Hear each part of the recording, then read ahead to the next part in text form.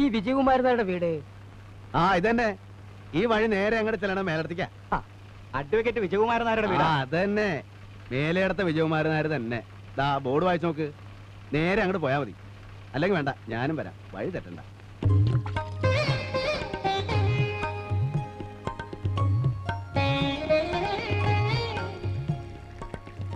തിന്നാൻ കൊടുക്കാനൊന്നുമില്ലേ? കാച്ചിൽ പുഴുങ്ങിയതോ? കൊടുക്കാൻ പറ്റിയ സാധനം ഞാൻ പറയാറില്ലേ, വല്ല കായവറുത്തോ മിക്സറോ വാങ്ങി വെക്കണമെന്ന്. മാന്യമാര് പറഞ്ഞ വീടാണേ. വാങ്ങി കൊണ്ടുവന്നൂടെ? ഇതം കൊടുക്ക. അപ്പൊ ജില്ലാ കമ്മിറ്റിയില് അങ്ങനെ ഒരു ആലോചന വന്നപ്പോ ഞാനൊന്ന് പ്രസ് ചെയ്തു നിങ്ങളുടെ പേര്. അത് അംഗീകരിക്കുകയും ചെയ്തു.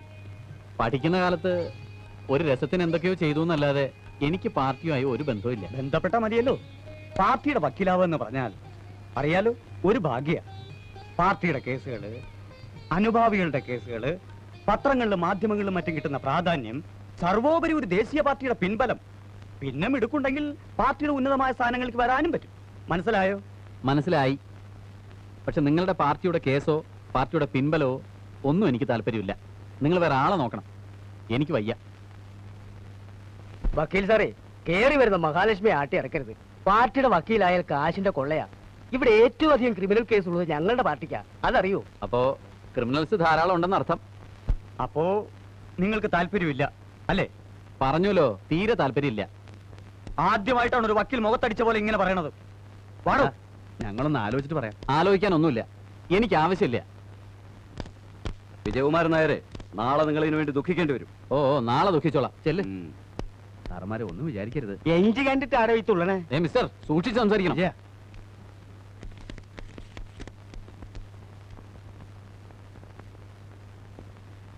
എന്താടാ?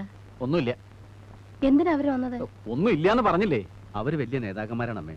അവരൊരു ഉപകാരം ചെയ്യാൻ വന്നപ്പോ അവൻ അത് വേണ്ട. ഏട്ടൻ എന്തറിഞ്ഞിട്ടേ പറയണേ? പാർട്ടിക്കാരെ കുറെ കേസ് കിട്ടുന്നല്ലേ അവര് പറഞ്ഞത്. എന്ത് കേസ്? നക്കാപ്പിച്ച കേസ്. തുടക്കത്തിൽ തന്നെ കുറെ കേസ് കൈ കിട്ടാന്ന് വെച്ചാ ചില്ലറ കാര്യ. അതെ, എനിക്കത് ചില്ലറ കാര്യമാണ്. പാർട്ടിക്കാരുടെ പെറ്റി കേസുകൾ വാദിക്കുന്ന ഒരു മൂന്നാംകിട വക്കീലാവാനല്ല എനിക്കിഷ്ടം. തുടക്കത്തിൽ തന്നെ വലിയ വലിയ കക്ഷികളെ കൈ കിട്ടൂടാ. കിട്ടും. ഏട്ടൻ കണ്ടോളൂ. കണ്ടോമേ, അവന്റെ വർത്തമാനത്തിന്റെ മുഖഭാവത്തിന്റെ ഒരു കല. ഞാനൊന്ന് ഇരുത്തി നോക്കിയ ആ ചൂളണ ചെക്കന. ഇപ്പൊ മുഖത്തേക്ക് നോക്കുമ്പോ എനിക്കൊരു ബഹുമാനം.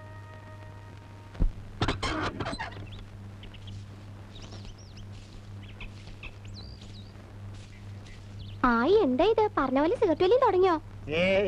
ഇതിനൊക്കെ ഏട്ടൻ കാശ് തരുന്നുണ്ടല്ലോ ഈശ്വരാ. ഒരു പൊതി ബീഡി വാങ്ങാൻ കാശ് തരണമെങ്കിലേ ഇറക്കണം. എന്നിട്ടല്ലേ സിഗരറ്റ്. ഇതാ ചെക്കൻ തന്നാടി. ഏത് ചെക്കൻ? ഇവിടെ കടമ്പാട്ടെ സരോജന മോഹൻലി മൂന്നൻ ആ വന്നിട്ടുണ്ട്. ഇങ്ങനെ എപ്പോഴും തരാൻ ഓരോരുത്തരുണ്ടാവൂലോ. ആ ചെക്കൻ കിഴക്കങ്ങാണ്ടൊരു നാട്ടിലല്ലേടാ ഇപ്പൊ? അതെ, കോയിന്നപുരം പൊള്ളാച്ചിക്ക് അടുത്താ. അവന് തരക്കേടില്ലാത്തൊരു നിലയാ. 8-10 ഏക്കർ സ്ഥലവും ഒരു വീടൊക്കെ ഉണ്ട് അവിടെ. അവൻ കല്യാണമൊക്കെ കഴിഞ്ഞ് കുടുംബമായിട്ടാ കഴിയണേ? ആലോചന നടക്കുന്നുണ്ട്. ഞാൻ വെറുതെ ആലോചിച്ചു നമ്മുടെ സുധയുടെ കാര്യം. എനിക്ക് ഈ തറവാട് മഹിമയൊന്നും വേണ്ട. നമ്മുടെ ദിവാകരനെ പോലെ ഒന്നിനും കൊള്ളാത്തവനായിട്ട് എന്താ കാര്യം? അവന് മോഹമുണ്ടെന്ന് എനിക്ക് തോന്നി. തുറന്നു ചോദിക്കാൻ ഒരു പേടി. ഇവിടുത്തെ ഉപ്പും കഞ്ഞും കുറെ തിന്നിട്ടുണ്ടല്ലോ. നമുക്കൊന്ന് ആലോചിച്ചാലോ ഓപ്പോളെ? തെറ്റൊന്നുമില്ല. രാഘവനോടൊന്ന് പറയുന്നേ. ഞാൻ പറയണോ? അല്ലെങ്കിൽ ഓപ്പോൾ എന്നെ പറഞ്ഞാ പോരെ? നല്ല നേരം നോക്കി നീ തന്നെ പറഞ്ഞാ മതി. ഓ, ഞാൻ പറയാം, ഇപ്പൊ തന്നെ പറയാം. ഞാനെന്തിനാ പേടിക്കണേന്ന്? ഡേ, ചില നേരത്തൊക്കെ എന്നെ തട്ടിക്കേറിയെങ്കിലും കാര്യമായിട്ടൊരു കാര്യം ഞാൻ പറഞ്ഞാൽ പൂച്ചയാണ് പൂച്ച.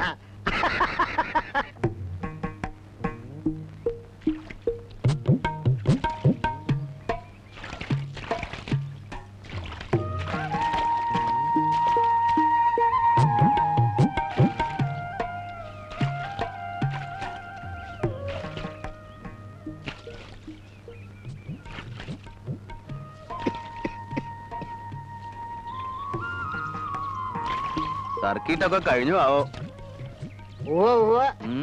അല്ല അല്ല, ഞാനേ നമ്മുടെ മൂന്ന് വന്നിട്ടുണ്ട് ഗോവിന്ദാപുരത്തുനിന്ന്.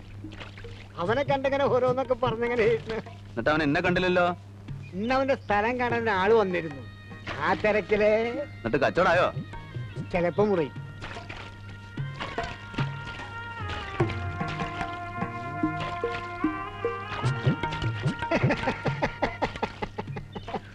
എന്തിനാ വിളിക്കണേ? എന്റെ അമ്മയുടെ ഓരോ വിഡ്ഢിത്തരങ്ങളെ ഞാൻ മുകുന്ദന്റെ ഗോവിന്ദാപുരത്തെ കാര്യങ്ങളൊക്കെ പറഞ്ഞപ്പോഴേ എന്നോട് ചോദിക്കാണോ അപ്പോളേ ഞാൻ പറഞ്ഞു നീ അറിയണ്ട, അറിഞ്ഞാ ചിലപ്പോ ദേഷ്യപ്പെടുമെന്ന്. അതിന് എന്ത് ചോദിച്ചു എന്നായി പറയണേ? ഏയ് ഒന്നുമില്ല, നമ്മുടെ സുതയ്ക്ക് മുകുന്ദനെ ആലോചിച്ചാലോ ഒന്ന്. അല്ല ഞാനല്ല, ഓപ്പാള ചോദിച്ചാൽ വിട്ടിത്തരം. അത് നമുക്കൊരു ആലോചനയായിട്ട് അങ്ങോട്ട് പോകാൻ പറ്റില്ലല്ലോ. ചെക്കനല്ലേ ആലോചനയായിട്ട് ഇങ്ങോട്ട് വരണ്ടേ? അല്ല, അത് നമ്മുടെ കുടുംബത്തിൽ കയറി വന്ന് പെണ്ണി ചോദിക്കാൻ അവനൊരു പേടിയുണ്ട്. എന്തിനാ പേടിക്കണേ? അവൻ അസൽ ആൺകുട്ടിയല്ലേ, മണ്ണറിയണവനല്ലേ. അവൻ ആരുടെ മുന്നിലും കയറി ചെന്ന് മുഖത്ത് നോക്കി ചോദിക്കാലോ. ഇത് എങ്ങനെയത്?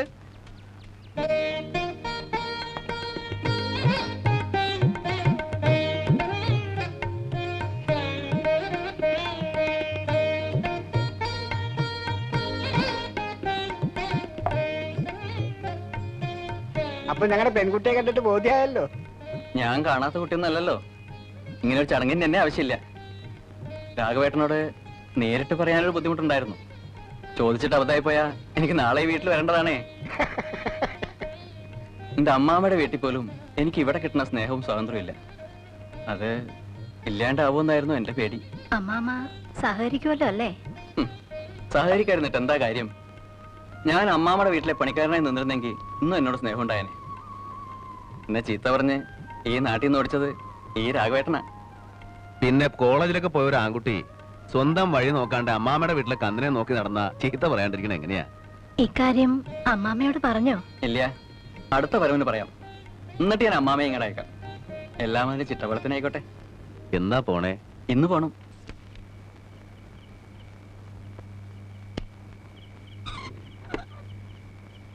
നീ ഉറങ്ങിയില്ലേ? ഇല്ല. ഇന്ന് മുകുന്ദൻ വന്നിരുന്നു. അറിഞ്ഞു, അമ്മ പറഞ്ഞു. അടുത്ത ആഴ്ച അവന്റെ അമ്മാമയും കൂട്ടി വരാന്നാ പറഞ്ഞേ. അത് വൈകണ്ടങ്ങൾ നടത്താല്ലേ? അതെ. ഞാൻ ആലോചിക്കുക, എല്ലാം കൂടെ ഒന്നിച്ചായാലോ. ചെലവ് മാത്രല്ല, ബന്ധപ്പാടും കുറയും. വിളിച്ചു നോക്കണേ എന്തിനാ? നിന്റെ കല്യാണത്തിന്റെ കാര്യമായി പറയണേ. ഉവ്വ്, മനസ്സിലായി. അമ്മയോട് പറഞ്ഞപ്പോ അമ്മ പറഞ്ഞു നിന്നോടൊന്നും ചോദിക്കാൻ. ഇനിയിപ്പോ എന്താ അത്ര ചോദിക്കാൻ അല്ലേ? അമ്മ വേറൊന്നും പറഞ്ഞില്ലേ? ഇല്ല. ഞാൻ വേറൊരു കാര്യം പറഞ്ഞ് ഏൽപ്പിച്ചിരുന്നു. രാമൻകുട്ടി മേനോൻ സാറ് ഏട്ടനോട് ഒന്നങ്ങോട്ട് ചെല്ലണമെന്ന് പറഞ്ഞിരുന്നു. ഞാൻ അമ്മയെ പറഞ്ഞ് ഏൽപ്പിച്ചിരുന്നു. പറഞ്ഞില്ലേ? ഇല്ല. ഞാൻ പറഞ്ഞിരുന്നു. അമ്മയ്ക്ക് വിരോധമൊന്നുമില്ല, ഏട്ടനും വിരോധമൊന്നും ഉണ്ടാവില്ല എന്നറിയാം. എന്നാലും കല്യാണം എന്നൊക്കെ പറയണത് നമ്മള് വളരെ ആലോചിച്ച് പ്രവർത്തിക്കണമല്ലോ. ഏട്ടനോട് ആലോചിക്കണമെന്ന് തന്നെ ഞാൻ മേനോൻ സാറിനോടും പറഞ്ഞത്. ഞാൻ എന്റെ ഭാഗ്യാന്ന് എല്ലാരും പറയണേ.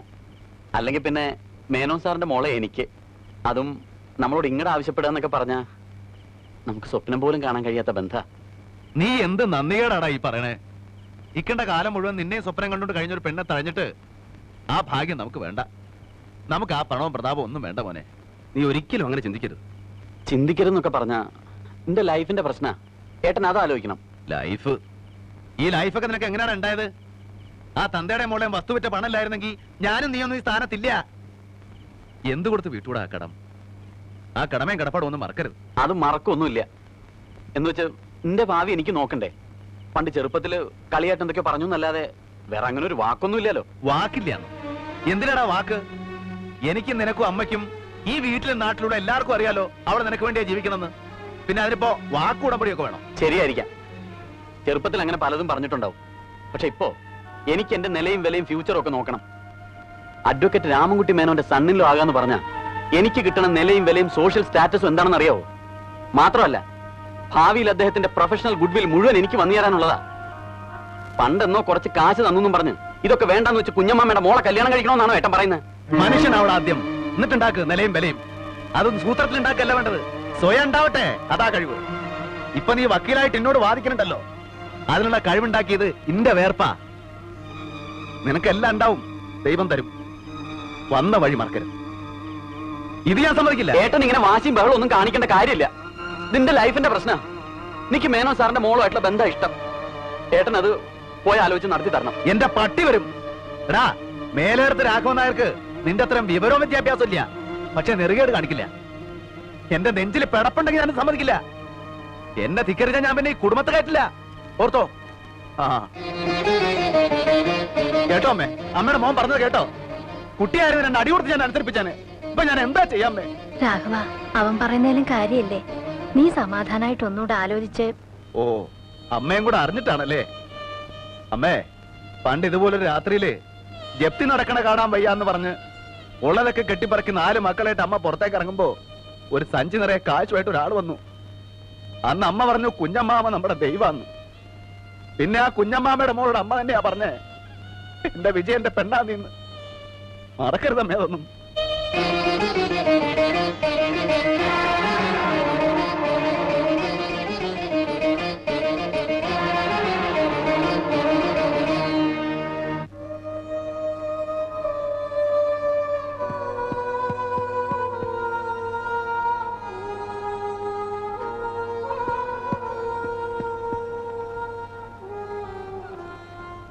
ഏടൻ എങ്ങടാ പോയേ? അറിയില്ല, അറിയില്ല എടുത്ത് എനിക്ക്.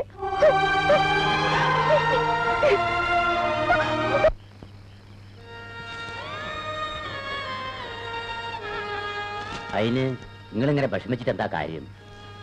എന്റെ തോളത്തിട്ട് വളർത്തിയതാ 3 അവനോട് വക്കീലിനെ പോലെ വാദിക്കണു. വിവരം കൂടിയിട്ടാ. അടയ്ക്കാണെങ്കിൽ മടിയിൽ വയ്ക്കാം, അടയ്ക്കാ മരായ പറ്റൂല. കുഞ്ഞമ്മാമോട് ഞാൻ എന്താ പറയാ സെൽറ്റേക്ക? പാവം നളിനി, അവളോട് ഞാൻ എന്താ പറയാ? ഇതിപ്പോ നിങ്ങള് വിചാരിക്കാണ്ടല്ലോ, നിങ്ങളുടെ മനസ്സോർക്കറിയാം. ഒക്കെ പഠിച്ചോ നേരെയാക്കും. അല്ലെങ്കിൽ എന്താ മൂപ്പര അവിടെ ഇരിക്കണത്? നിങ്ങൾ സമാധാനിക്ക്. എന്ത് പണിയാ രാഘവായി കാട്ടിയത്? ഒരു വെളിച്ചം കൂടെ ഇല്ലാതെ ഇരുട്ടത്ത് ഇറങ്ങി പോരാ. അവിടെ മാരുതി കരച്ചിലോട് കരച്ചില്. വാ പോവാം. കുഞ്ഞനായരെ, നിങ്ങളുടെ അനന്തരവൻ ആകെ ബേജാറായിട്ടിരിക്കുക. എന്നെ വിളിച്ചു. ഞാൻ ഈറ്റ് വന്നപ്പോ ഈ കടമ്പേരിരുന്ന് പൊട്ടി പൊട്ടി കരിയ. എന്തിന്? അത് പോട്ടടാ. എടാ, ഈ കുഞ്ഞുമാമ അങ്ങനെയൊന്നും വിഷമിക്കുന്ന ആളല്ല. തറവാട് വിറ്റ് കിട്ടിയ പണം തന്നത് എന്റെ മോക്ക് നായരെ ഉണ്ടാക്കണമെന്ന് കരുതിയല്ല. എന്റെ അച്ഛനോട് അങ്ങനെ ഒരു ബന്ധമായിരുന്നു. അച്ഛേട്ടന്റെ ഭാര്യയും മക്കളും പീഡിയത്തിട്ട് കിടക്കുന്നത് കാണാൻ വയ്യ, അതുകൊണ്ടാ. അല്ലാണ്ട് ഇപ്പൊ നാളെ എന്റെ മോളെ വിളിച്ച് ഇറങ്ങാൻ പറഞ്ഞാൽ ഇറങ്ങട്ടെ, അത് പറയാ. എന്നെ ഇങ്ങനെ വിഷമിപ്പിക്കില്ലേ കുഞ്ഞമ്മാമേ? അല്ല, ഞാൻ പറയാ. വാ പോ. ചെല്ല്, ഒക്കെ നേരാവുന്നേ. ചെന്ന് സമാധാനായിട്ട് കിടന്നുറങ്ങും. ചെല്ല്.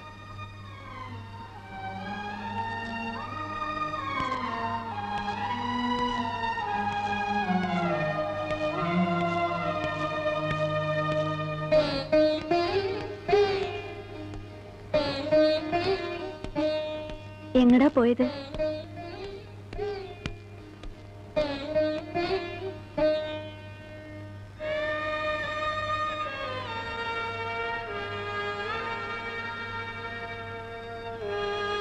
ഇനി ഇവിടെ എങ്ങനെ ഇരുന്ന് തണുപ്പുള്ളാതെ പോയി കിടക്ക്.